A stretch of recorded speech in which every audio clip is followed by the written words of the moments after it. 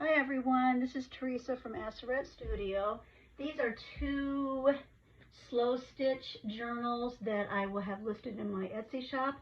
My Etsy shop is called Aseret Studio, and that'll be in the description. So we have two. Both of these can be flipped over so you only see a little bit of the vintage needlework, or this side you could also do some stitching here. So both of them are 12 by 11 and a half. They're almost identical. They have the same outside needlework. This is really vintage fabric. It's just the colors are just so pretty. So let's go ahead. There's only just a little bit of variation each one. So basically these come not stitched together. That way you can take the pages and work on them, get them all done, and then put them where you would like. So you've got a pocket right here with this beautiful floral material and some vintage rickrack. The inside is a canvas. There is a thin layer of batting to give it a little bit of oomph and make it soft. And so you've got, this is a piece of a flour sack that this is natural coloring on that. This is a piece of vintage tablecloth. I have not closed it in case you want to go in with your needle. And there's some white linen on the back side. This is another vintage tablecloth that I have not closed in case you want to do something with this. Go in with your needle so you can do it on both sides, stitch it closed. You could also make a pocket out of that. Then you've got another fun piece of a cream on cream print. And then there's this fun piece. This is a very old piece of linen with a printed on design that you can stitch. I've left this loose so you can stitch on this and then maybe seal it up, whatever you'd like. There are 4 bulb pins that keep it down.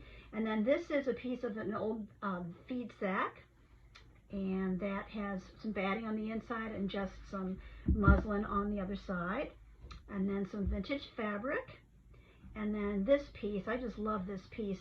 It is from a rug hooking kit from way long ago.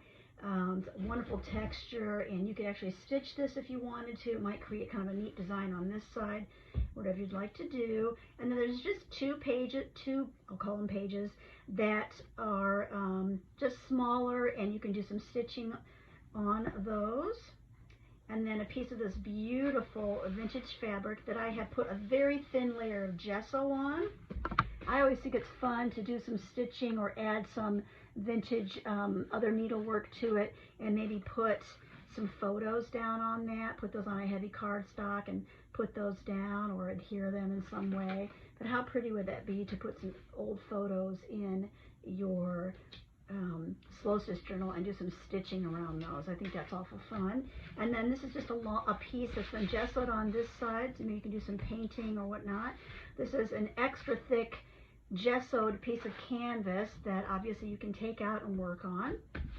And that's another piece of older fabric, and I've left this open as well so you can turn it inside out, do what you want. There's a little bit of gesso around the edges in case you do wish to do some type of neat work. Put this on a photo mat or piece of scrapbook paper and then just put that on and maybe do some fun stuff around. But bits and pieces of old needlework also looks nice placed on these. And then a piece of this really pretty purple. This is a vintage gingham. Got that from an estate sale, and it's vintage. And then the inside of this is the back side of a quilt with this beautiful stitching. And then these are the rest of the pages. Remember, this folds out. And then this page has the gesso on that side. And we get all the way to the last page where there is a pocket on this side. This is vintage fabric. There's a sweet little hanky in here for you to do something fun with. So I'll tuck that in this pocket. Excuse me while I fumble. And the back of that other side, that, and then this pocket here.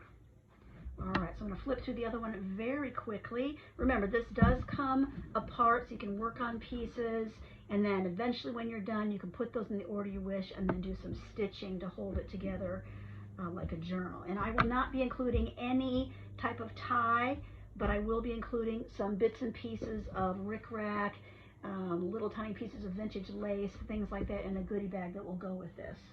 The other one is basically the same. You can use it this way or this way. And you've got the same tablecloth.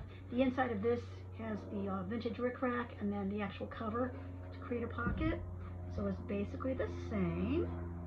I think the only thing different from the first one I showed you, got that beautiful piece there. The only thing different is those pockets. And then of course you get a different hanky in this one. Sorry if that's out of focus. And then it's going to flip through. And there'll be more details in the description. Another piece of vintage work that I've put on with pins, so you can take that off and work on it and then maybe sew it in later. Alright, so that feed sack. So technically it is the same, with the exception of the pockets being the same fabric as the cover. Nice big pockets for you to store things in. Alright, these should be listed in my Etsy shop later today with some more information. And don't forget, they do come with a baggie of really sweet goodies that you can use to embellish on the inside. Thanks a lot for watching. Bye-bye.